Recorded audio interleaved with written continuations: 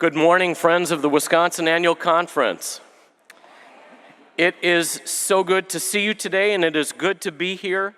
It is an honor for me to have the privilege of introducing to you my good friend, Peter Miano. I've had the privilege of traveling the last 4 years with Peter, either to Israel or to Greece or to Italy or to Egypt or to Jordan. And every one of those trips has been eye-opening and revealing for me, and I am thrilled that he is here with us as our Bible study leader. For those of you that may not know Peter, he has 30 years as a missionary and an educator. He is the director of the Society for Biblical Studies. He has written a couple of books, one called The Word of God, The World of the Bible, and another, Prophetic Voices on Middle East Peace. I know him not just as a friend, but I know him as a pilgrim leader who travels beside all of us who journey with him to help us reflect upon our life and grow in our faith. And I am pleased to be introducing him. One of the things that you will notice out on, he has a place where he's got a display out here, and we have brochures for next year's trip that Bishop Jung will be leading, and we would invite you to consider picking up one of these brochures and joining us. Would you join me in welcoming Peter Miano to the Wisconsin Annual Conference?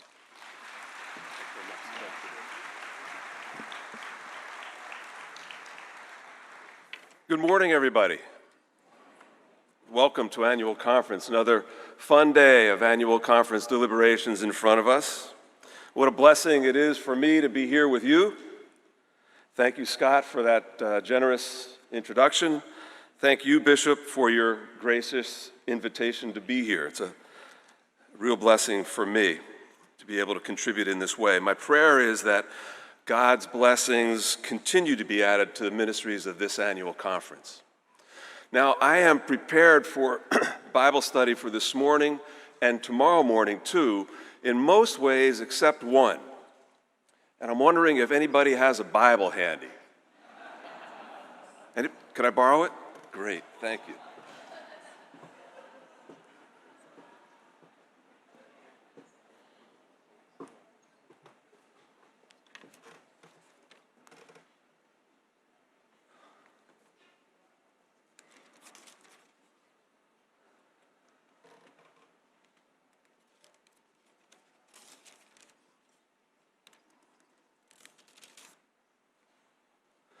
Let's start with this brief passage from the Gospel according to Matthew, chapter 4, verses 1 and 2. Then Jesus was led by the Spirit into the wilderness to be tempted by the devil. He fasted 40 days and 40 nights, and afterwards he was famished. It has been my pleasure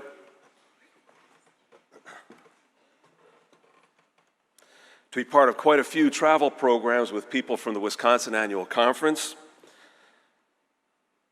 either through the annual conference or with their churches, with Bishops Jung, Bishop Rader, Bishop Lee. We've been to the Holy Lands of Egypt a few times, the Holy Lands of Israel and Palestine and Jordan more than a few times, been to Scotland and England, and most recently we just concluded a few months ago very fun and enriching pilgrimage to Turkey, Greece, and Italy. People often ask me during the course of these journeys, what's my favorite place to travel to? And I always say, wherever I happen to be at the moment. And at the moment, I'm happy to be right here in Wisconsin. Thank you again for this invitation.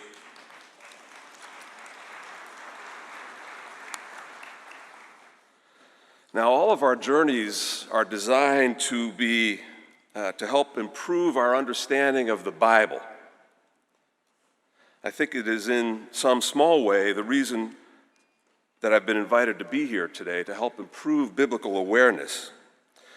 I admit that I'm more than a little bit nervous to be here because I stand before so many people involved in such exciting ministries, and most of you know more about the Bible than I do. I'm just a learner.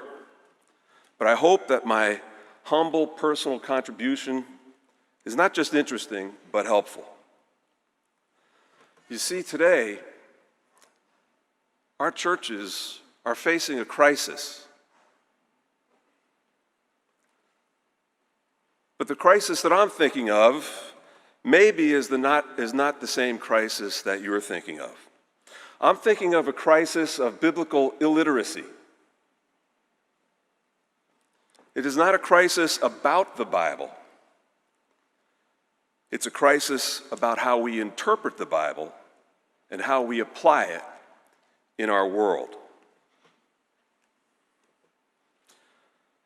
Now, some of you already know that the Society for Biblical Studies, with the SBS, we define mission as the application of the biblical faith in and for the world. This means we don't see the Bible as something to be worshiped. We see it as something to be understood and put to work for the advancement of the gospel and for the benefit of God's world and all of God's people. And that's a very important principle in approaching the Bible. The Bible is written to be understood. The crisis I'm referring to is not a new crisis. It's not a modern crisis. It is a crisis that results when we attempt to use the Bible without first understanding the Bible. Applying the Bible without first understanding it often results in great human suffering, even if it's not intended. And in the wrong hands, the Bible should have a Surgeon General's warning stamped on its cover. Unfortunately and tragically, the Bible has been employed all too often in the history of the churches as a sort of a blunt instrument, a bludgeon, to enforce conformity in ideology or behavior and to enforce the subjugation of entire peoples. The Crusaders used the Bible this way when they were slaughtering Jews and Muslims and Christians too in Jerusalem in the 12th century. And more recently, by way of illustration, in the process of Western Christian colonization, and there is no Western colonization that is not Christian, but in the process of the colonial enterprise, which by the year 1914 had subjugated 75% of the world's land mass, the 25% that was not subjugated were the colonizers. In the process of this enterprise, the colonizers, who always employed slavery as well as genocide, legitimated their actions primarily by appeal to the Bible. Now, as I said, I know that there are many of you that know a lot more about the Bible than I do. But I wonder if you agree with me that that's a problem. I know there are plenty of people here and elsewhere who know the Bible a lot better than I do. So many of you have studied the Bible at advanced levels, and you know all the tools of biblical study and biblical exegesis. But none of those tools has prevented the use of the Bible in hurtful ways for which it was never intended. So if you will allow me to, I would have you consider a personal principle of biblical interpretation, and it is this. If Bible interpretation leads to human suffering, it is best not to interpret the Bible in that way. If biblical interpretation leads to human suffering, that interpretation is defective. Just my opinion. I don't believe that the Bible is meant to cause pain. And if our interpretation of it does cause pain, then maybe there is something defective about our interpretation. I often say that the beginning of Bible study is a broken heart. But what I mean by that is that the interpreter should start with a broken heart. He or she should not intend to cause hurt in others, but first approach the Bible with a heart sandpapered into sensitivity. Biblical interpretation starts with compassion.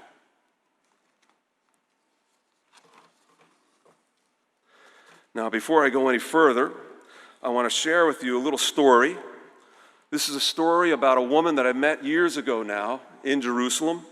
Some of you might have met her also. Her name is Farida Hanna. And I can't think of anyone who qualifies more for sainthood than Farida. She died back in about 2005. She was a Palestinian. She was a Christian. She was a refugee. She continues to be an inspiration to me today. I've met a lot of Israelis and Palestinians during my 30, so more or less, years working in various capacities in Israel and Palestine.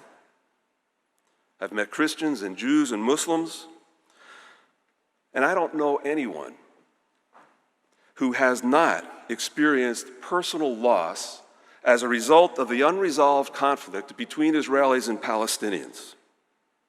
And I have too. In that way, Farida's story is not particularly unusual, but there is more. She was 9 years old in 1948. That's the year in which the state of Israel came into existence in fighting that the Israelis refer to as the War of Independence and the Palestinians refer to as the catastrophe. And incidentally, misinterpretation of the Bible plays a huge role in that conflict, and our churches, almost all, are deeply complicit in that misinterpretation. I wonder also if the Bible doesn't play a pretty big role in conflicts that touch us more nearly and deeply today in our churches and in our United Methodist Church. Well, anyway, when she was 9 years old, Farida was forced to flee with her family from the family home where they had lived for generations. She was never allowed to return to that home, and in that episode, her father was killed. Other people lost more, but still Farida had every right, in my opinion, to be hurt, to be angry, to be bitter, to be resentful, and I'd suggest even to be vengeful. There are times when the impulse for vengeance is natural, but there is a big difference between the impulse to vengeance and acting on that impulse, and that's what makes Farida so special. Farida is an inspiration because she didn't act in a vengeful way. She didn't let bitterness and loss define her.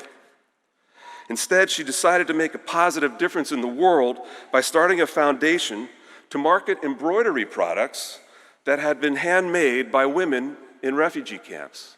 And without the Benevolent Art Society, those women would not have any possibility of marketing their products and no real chance of contributing income to their families. Farida's shop gave women a source of income and a reason for hope. Now, the shop was situated on the Via Dolorosa, the Way of Sorrows. It's the traditional route that Jesus took between the time of condemnation and the time of crucifixion.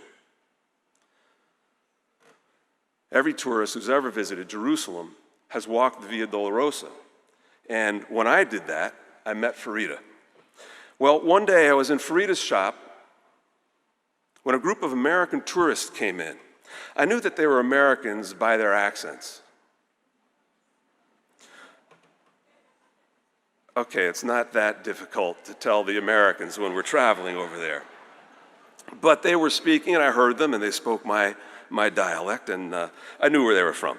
Most of them got busy browsing the goods in Farida's shop, but two men, obviously not interested in shopping, positioned themselves at the door of the shop, which opened out on the Via Dolorosa. Now, I'm not exactly sure where they were from, but they themselves, the two gentlemen were both wearing very prominent cowboy hats.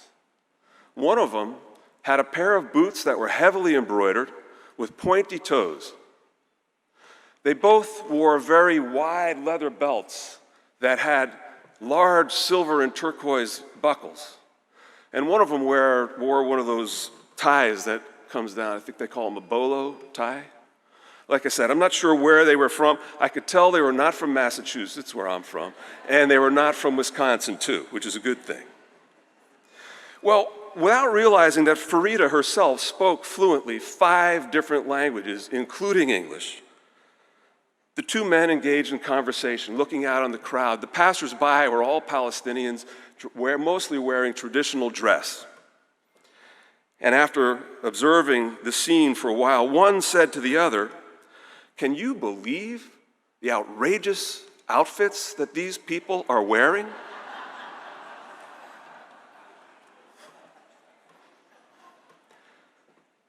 And the other said, "Yeah, and they smell." I felt my temperature rise when the first gentleman spoke, but when the second gentleman replied, I knew I had to intervene, and at that time, before I thought I was a pacifist, it would have been in a South Boston sort of way, loving correction, so to speak.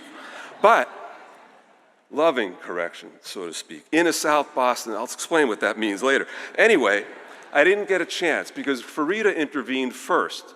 She didn't intervene with the two gentlemen, though.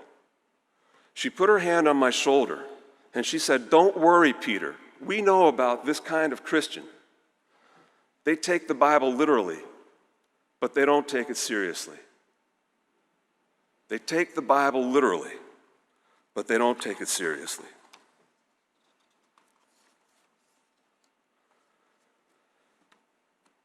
In my estimation, taking the Bible seriously means putting it first into its original context. This is an extremely important thing to do because it's a mistake to think that the way in which the language that we translate into English adequately or accurately represents language as it was used in the time of the writing of the Bible. Taking the Bible seriously means putting it first into its original context and only then putting it to work in and for the world. When we attempt to apply the biblical faith before understanding the Bible in its original context, we are much more prone to do harm to one or more of God's people. I wonder, there's no question in Israel-Palestine that the inappropriate application of the Bible aggravates that conflict. I wonder if the way in which we employ our Bible today is with a sort of intellectual fundamentalism, by a premature overconfidence in our biblical interpretation, if we've not aggravated our own divisions.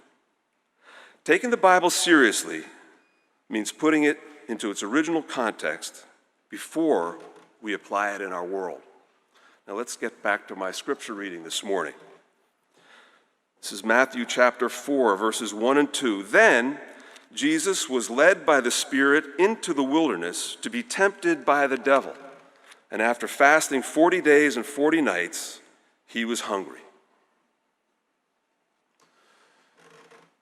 In biblical interpretation, contextualization, that is, putting Scripture into its original context, is everything. There is no more important task. Take, for example, the word wilderness. In the Bible, words that translate as wilderness occur over 300 times. That's a lot of words. That's a lot of use of the words for wilderness. It's an indication of how important the concept of wilderness is in biblical theology. For us, wilderness evokes images of dense forests, but in the Bible, the words Arabah, or Midbar in Hebrew, or Eremos in Greek, connote what we call desert. So when you're reading the Bible and you read about wilderness, imagine desert, like what you're seeing in the slides right now. And incidentally, this word Midbar in Hebrew is a very interesting one. In Hebrew and Arabic, all words are built on 3 letters. And that tells us how they're related to each other. Midbar, one of the Hebrew words for wilderness, is related to the word medabar, which means to speak. It gives us a hint of how the sense of the word wilderness operated in the Hebrew Bible, a place where God speaks. For us, the desert is a forbidding place. And certainly in the Bible, the term wilderness carries with it a sense of foreboding. In the Bible, however, it is a place of intense spiritual experience. When you find yourself in the wilderness, look for spiritual advantage. It's a place of intense spiritual experience. Moses receives the Torah in the desert. Elijah encounters God in the still small voice, poetic in the RSV, it really means utter silence, in the desert. The word contains a sense of both danger and deliverance. In the New Testament, John the Baptist appears in the wilderness, and after his baptism, the Spirit leads Jesus into the wilderness for 40 days. It's a place of solitude, and it's a place of self-discovery, a place to encounter divine presence. Above all, it is a place of revelation. And incidentally, it's not just in the Judeo-Christian tradition that the desert operates in this way. Muhammad also receives the Quran in the desert, on a mountaintop, not coincidentally. So in this way, anyway, being in the wilderness is not such a bad place to be. The author Paul Shepard captures its spiritual dimensions. The desert is the environment of revelation, alien, seriously austere. To the desert go prophets and hermits. Through the desert go pilgrims and exiles. Here, the leaders of the great religions have sought the therapeutic and spiritual values of retreat, not to escape, but to find reality. Not to escape, but to find reality. Putting the language of the Bible into its original context is an imperative. Now, let's pause at this point to do a little experiment. I'm going to need your help on this one. This is audience participation time. Let's see how we do in understanding the original context of the Bible here at the Wisconsin Annual Conference.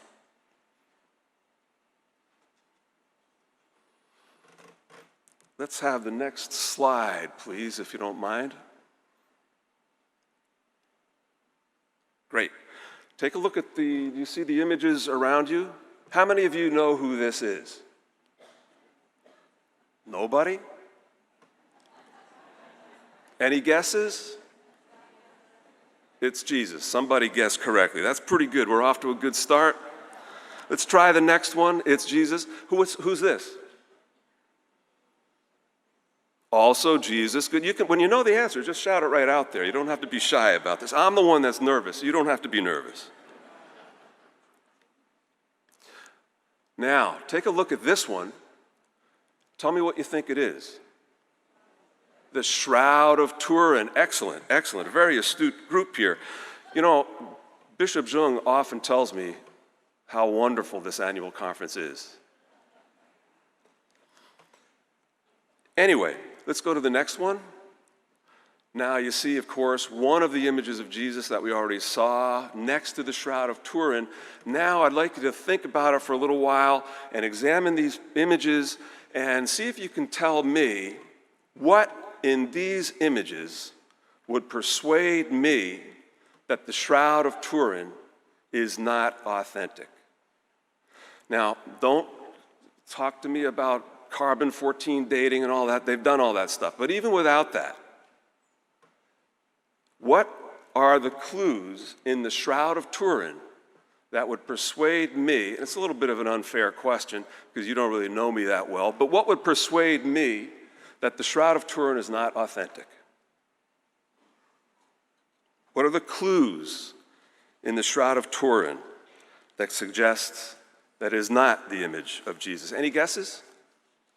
Now, probably, I'll make a guess. I'll make a guess that when we were looking at those first couple of slides of Jesus, somebody was saying something like, he didn't have blue eyes, or he wasn't that light-skinned, which would be good guesses. Those would be a clue. But there's something else in the images here. What is it about this image of the Shroud of Turin that would persuade me that it's not authentic? Any guesses?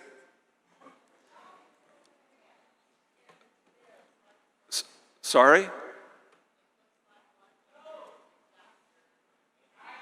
Well, one picture was doctored, and you're saying it's close. Okay, good. This is good. These are the usual things. Thanks very much. You played your part very well.